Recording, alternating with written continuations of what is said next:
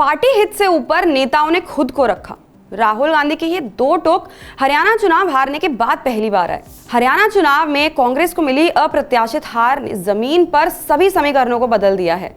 जिस कांग्रेस को लोकसभा चुनाव के बाद इंडिया गठबंधन के अंदर भी एक अच्छी बढ़त मिल गई थी, वही अब हरियाणा में हुई हार के कारण कांग्रेस ने वो सब एक झटके में गंवा दी है। कहा जा रहा था कि कांग्रेस एक अप्रत्याशित और ऐतिहासिक जीत दर्ज करेगी। उसके पक्ष में लहर चल रही थी। तमाम एग्जिट पोल भी क्योंकि इसी ओर इशारा कर रहे थे। लेकिन अब जब नतीजे सामने आ चुके हैं, कांग्रेस को पिछले कुछ सालों का सबसे बड़ा सियासी झटका लगा है। कहना चाहिए बीजेपी ने उसके मुंह से जीत छीनने का काम किया है। इस परिणाम के बाद राजनीतिक गलियारों में क्या हलचल मची है, आइए आपको इस वीडियो में विस्तार से बताते हैं। नमस्कार, मैं सिमरन और आप देख रहे हैं न्यूज़ स्कूप। माना जा रहा है कि कांग्रेस ने सिर्फ राज्य नहीं गंवाया है, बल्कि उसने इंडिया गठबंधन में अपनी स्थिति को काफी कमजोर कर लिया है। इस समय हरियाणा नतीजों को लेकर तमाम पार्टियां कांग्रेस को ही कोसने का काम कर रही हैं। कोई इसे कांग्रेस का ओवर कॉन्फिडेंस बता रहा है, तो कोई इसे पार्टी के अहंकार के साथ जोड़ रहा है। यहां तक कि कहा जा रहा है कि अगर इंडिया गठबंधन को हरियाणा चुनाव में उचित सम्मान दिया जाता तो नतीजे अलग हो सकते थे। इस समय कांग्रेस पर सबसे ज्यादा हमलावर तो आम आदमी पार्टी है, क्योंकि हरियाणा चुनाव में कांग्रेस के साथ उसका ये पहला गठबंधन होने वाला था। लेकिन सीट शेयरिंग को लेकर विवाद हुआ और सहमति नहीं बन पाई। इसी वजह से आम आदमी पार्टी खुलकर कह रही है कि कांग्रेस अहंकार में चूर थी। आम आदमी पार्टी सांसद संजय सिंह ने कहा है कि हरियाणा में इंडिया गठबंधन को 47% वोट मिले। अगर अलायंस कर लिया जाता तो नतीजे अलग होते। कांग्रेस आम आदमी पार्टी को कुछ नहीं समझती। अब आम आदमी पार्टी का बयान कांग्रेस के लिए दिल्ली में एक बड़ा झटका है। अब क्योंकि हरियाणा में कांग्रेस ने सम्मान नहीं किया, ऐसे में दिल्ली में आम आदमी पार्टी भी कोई तवज्जो नहीं देने वाली। दो टोक कह दिया गया है कि दिल्ली विधानसभा में अकेले ही चुनाव लड़ा जाएगा। अब राजधानी में कांग्रेस के कैसे हालात हैं, ये किसी से छिपे नहीं। सिर्फ हारी ही नहीं है, बकायदा जमानत जब्त हुई है। ऐसे में उस राज्य में कांग्रेस को एक मजबूत साथी की जरूरत थी। वहीं महाराष्ट्र, जहां पर विकास अघाड़ी जरूरत से ज्यादा उत्साहित नजर आ रहे थे, उसे इस बात की खुशी नहीं है कि कांग्रेस की हार हुई है। उसे इस बात की राहत है कि कांग्रेस ने अपनी लोकसभा वाली बढ़त गंवा दी है। फिर उसकी बार्गेनिंग पावर कम हो चुकी है। इसे ऐसे समझ सकते हैं कि अभी तक उद्धव ठाकरे को सीएम फेज कांग्रेस बिल्कुल भी स्वीकार करने को तैयार नहीं थी। ज्यादा सीटें भी वो अपनी झोली में ही रखने वाली थी, लेकिन अब सारे समीकरण बिगड़ गए हैं।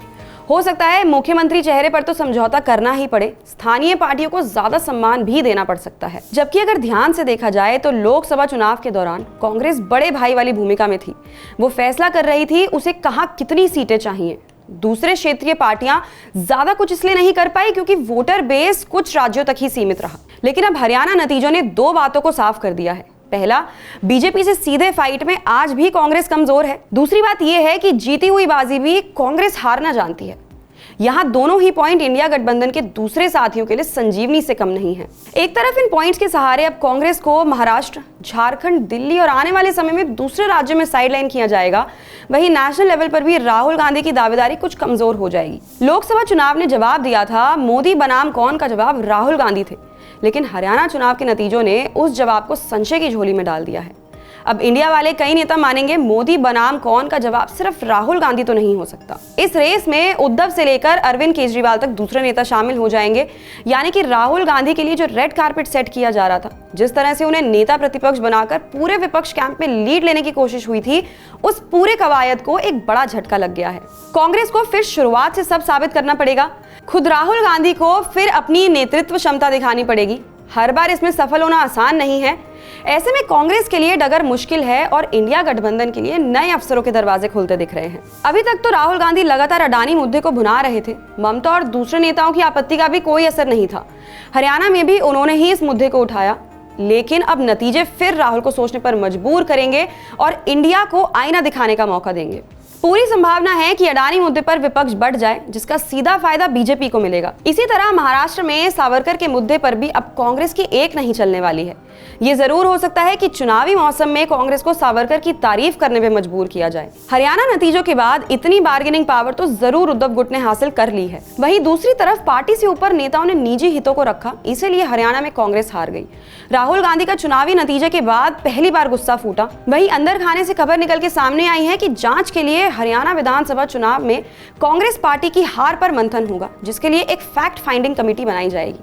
बताया जा रहा है कि आज हुई बैठक में कांग्रेस नेता राहुल गांधी, स्टेट यूनिट पर नाराज नजर आए। हरियाणा चुनाव को लेकर कांग्रेस पार्टी की समीक्षा बैठक बैठी थी, जिसमें कांग्रेस नेता राहुल गांधी स्थानीय नेताओं पर गुस्सा जाहिर करते दिखे। उन्होंने कहा कि उन्होंने निजी हितों पर ज्यादा तवज्जो दी। हालांकि इस बैठक में माकन ने हुड्डा सैलजा के बीच टकराव का जिक्र भी किया। यह बैठक कांग्रेस अध्यक्ष मल्लिकार्जुन के आवास पर हुई।